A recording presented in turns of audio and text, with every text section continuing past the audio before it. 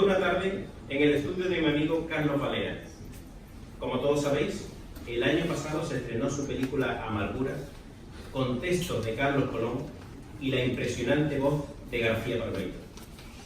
Aquella tarde, entre charlas y anécdotas, estuvimos visionando escenas sueltas de la película.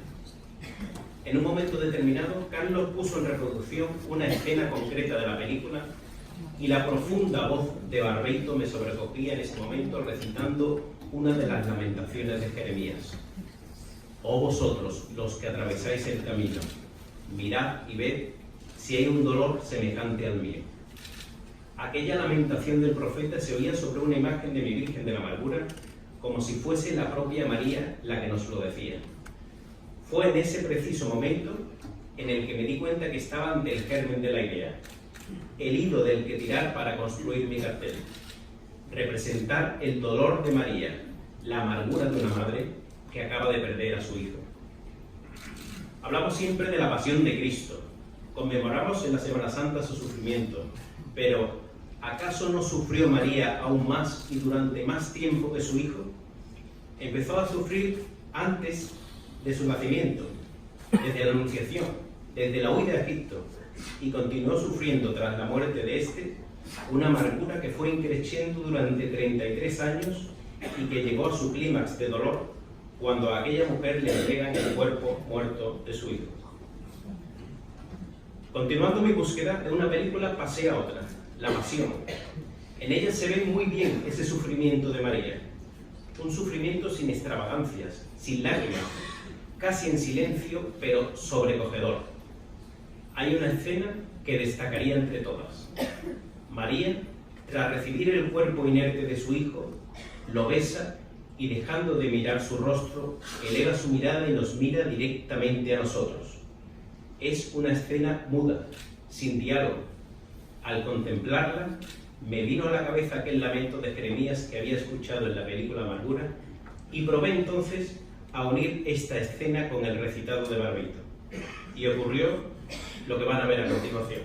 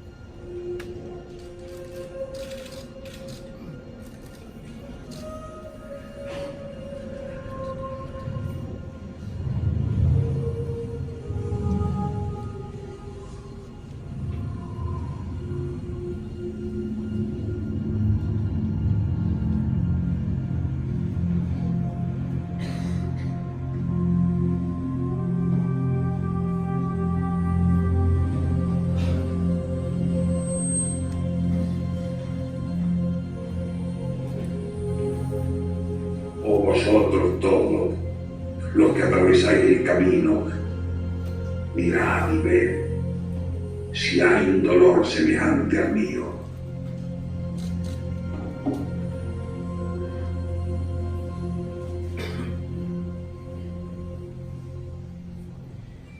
Estaba, por tanto, ante la idea de mi cartel. El lamento en silencio de María, una simbiosis entre María y las palabras del profeta, que no es ni más ni menos que la 13ª estación del Vía Crucis. De la escena de la película no solo me llevé el motivo central, sino también algunos detalles que formarían parte de mi composición. No buscaba en este caso un cartel tipo collage con varios ambientes, sino una escena única, en la que la madre no mirara al hijo, sino que pareciera pronunciar aquellas palabras. Andaba tras la búsqueda de un dolor sereno, sin extravagancias ni lágrimas, y sumergido dentro de esa atmósfera y viento del Gólgota que hemos visto en la película. Llegados aquí, había encontrado ya la parte evangélica de mi cartel, pero necesitaba contar todo esto, como diríamos aquí, de sevillanas maneras.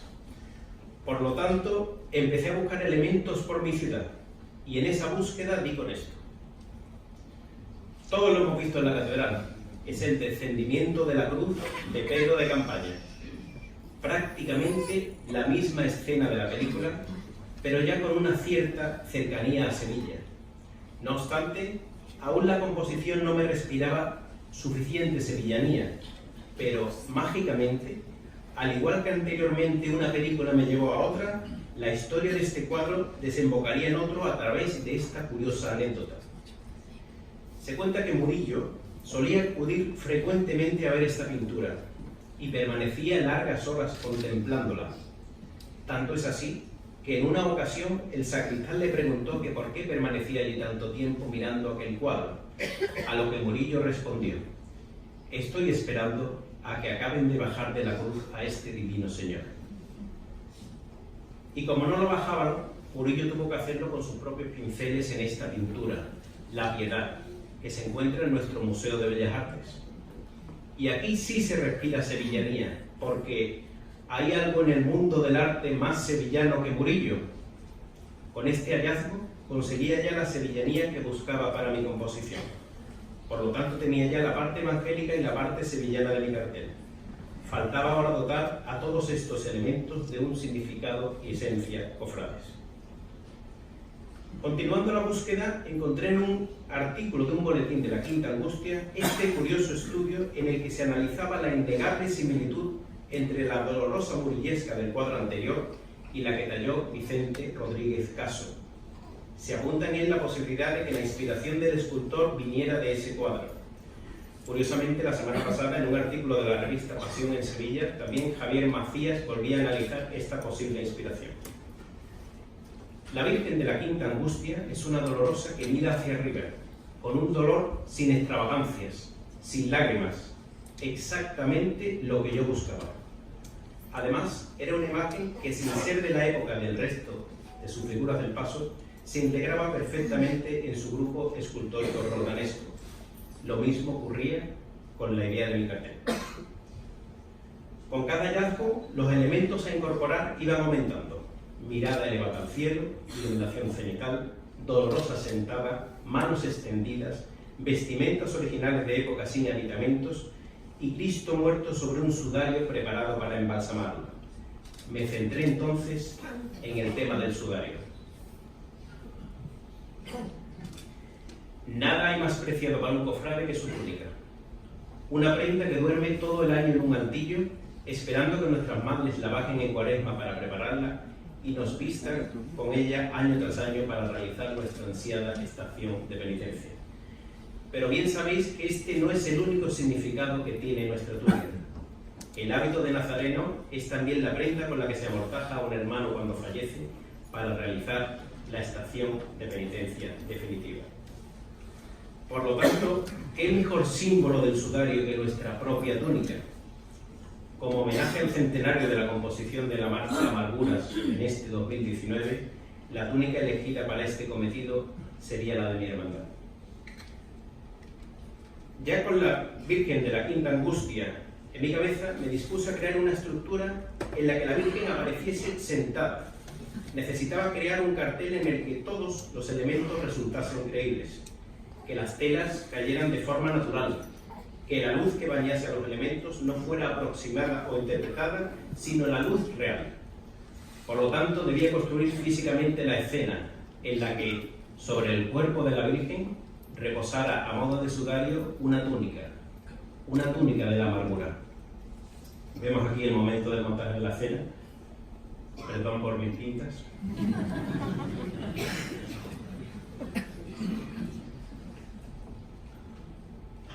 A continuación, con la ayuda de mi sobrina, ideé la estructura superior de la Virgen, vestida con ropajes históricos o al menos alusivos a los del cuadro de Murillo. Esto es, un rostrillo blanco, un manto azul y un cuerpo rojizo. Una vez finalizada la estructura y teniendo clara la posición, ángulo e iluminación de la Virgen, pedí permiso al hermano mayor de la Quinta Angustia, don José Soto, para fotografiar a la Virgen. Desde aquí quiero agradecerte, querido José, el que me abriera las puertas de tu hermandad.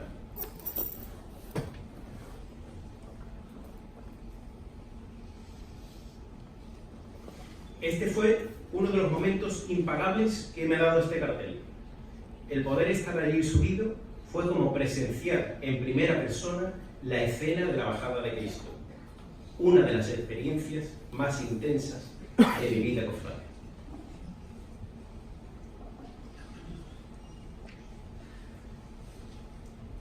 El resultado de aquella inolvidable sesión fotográfica fue este: una mirada hacia arriba, una expresión doliente, un rostro bañado por una luz cenital y las sombras colocadas exactamente donde yo las necesitaba. Utilizando entonces el material anterior del ropaje de mi sobrina, solapé ambas fotos, dando como resultado la estética con la que aparece la Virgen en esta obra. Quizás una de las novedades de este cartel es la fusión de titulares de hermandades distintas para formar una única escena.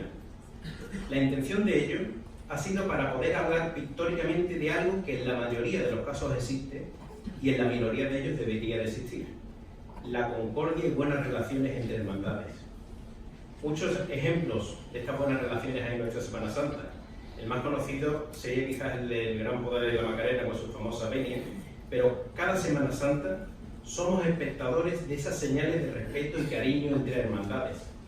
Ejemplos muchísimos, como cuando una cofradía pasa por delante de otra y saca sus insignias en señal de respeto, convivencias entre hermandades, préstamos de enseres, ofrecimiento de su templo cuando llueve, etcétera, etcétera, etcétera. Como digo, los ejemplos serían interminables. Incluso podemos retrotraer este argumento hacia atrás en la historia y hablar de algo que en muchas ocasiones fue lo que salvó a muchas cofradías de su extinción. Me refiero a la fusión entre hermandades. Recordemos el elevadísimo número de hermandades penitenciales fusionadas con sacramentales, Amargura, Cena, Lanzada y tantísimas otras, y aún el de las archicofradías, fusión de varias cofradías en una, como la Archicofradía del Valle o la Sacramental de Pasión. El Cristo de la Caridad de Santa Marta fue un serio candidato desde el principio. No tuve que estudiar mucho, ya que fue unir estas dos figuras en un boceto y sorprenderme con una maravillosa simbiosis, tanto estética como emocional, que funcionaba a la perfección. Es algo muy curioso que estas dos imágenes pertenezcan posiblemente a los dos misterios más impresionantes de Sevilla y que a las dos se le quitara la Virgen original y se la sustituyera por la de otro autor. Y como ocurrió con la Quinta Angustia, en San Andrés me esperaba otro de los momentos que me ha regalado este cartel. Quiero agradecer desde aquí tanto al hermano mayor de Santa Marta, Antonio Tábora, como a Manuel Heredia, su prioste, la hospitalidad y la ayuda recibida para la realización de mis fotografías. Nunca olvidaré, mientras viva, la sensación que tuve cuando se apagaron las luces de la iglesia de San Andrés. En la penumbra, ante el Cristo de la Caridad, tuve la sensación de que estábamos ya en el sepulcro y de que yo era testigo de primera fila del entierro de nuestro Señor. Creado el mensaje central, solo restaba potenciarlo, con elementos que ayudasen a su comprensión. Como dije anteriormente, quería dar sensación atmosférica de viento en la escena, y para ello me serví del vuelo de las telas del sudario de la cruz y del manto de la Virgen. Para estudiar su movimiento, grabé a cámara lenta estas dos telas. Aquí vemos un ejemplo del trabajo con el sudario y el resultado final. Y para el manto, y como homenaje y agradecimiento a Murillo, que al fin y al cabo es uno de los inspiradores de mi cartel, quise poner el típico manto murillesco de las Inmaculadas. Aquí vemos la misma técnica utilizada con las telas del sudario. Grabación a cámara lenta para ver los efectos del viento y de la luz sobre el manto y el resultado final.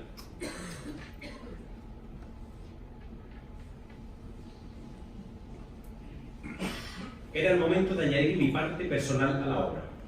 Como no podía ser de otra forma, el San Juan de la escena iba a ser mi San Juan. Quería representar un San Juan que pareciera no querer intervenir en el dolor de aquella madre, retirándose un paso atrás en la escena. Utilicé el mismo procedimiento que con la Virgen y el Cristo. Primero foto del modelo posando, en esta ocasión ha sido mi suegro, y luego foto del titular. Querido hermano José María Pedernal, muchas gracias también a ti por aquel momento y sobre todo por el momento que nos regalaste a mi padre y a mí anteayer ante nuestro Cristo del silencio. Aunque he querido prescindir de aditamentos en mi cartel, no he querido olvidar que en Sevilla nuestras vírgenes llevan siempre corona o diadema. He querido pintar las letras de Sevilla en dorado y en forma curva para construirle a la Virgen con ellas una corona. Una corona hecha con la mejor alhaja. ¿Y qué mejor alhaja que una joya como Sevilla? Este detalle lo hago en homenaje a otro de los actos que nos esperan en este 2019, la coronación de la Virgen de los Ángeles de la Hermandad de los Negritos. No quiero finalizar sin comentar un poco la parte técnica. Aquí vemos una jornada de trabajo a cámara rápida, son unas 8 horas aceleradas en un minuto, ojalá pintara yo así de rápido. El soporte utilizado es lienzo gabardina colocado sobre un bastidor de madera y con una primera imprimación de queso blanco. A este queso le suelo agregar un color de fondo intermedio, ni oscuro ni claro, en este caso es el color caldera. Es un color de fondo muy utilizado a lo largo de la historia por pintores como Goya. Sobre este color es el que realizo el dibujo preparatorio y sobre el dibujo van de 2 a 3 capas de pintura más las veladuras posteriores. Las dimensiones del cartel son 147 por 82. Esta relación entre el alto y el ancho no es al azar, tiene un porqué y es para que pueda cuadrar completamente con la pantalla de los dispositivos móviles que son hoy día los medios más comunes en los que se difunden estas imágenes.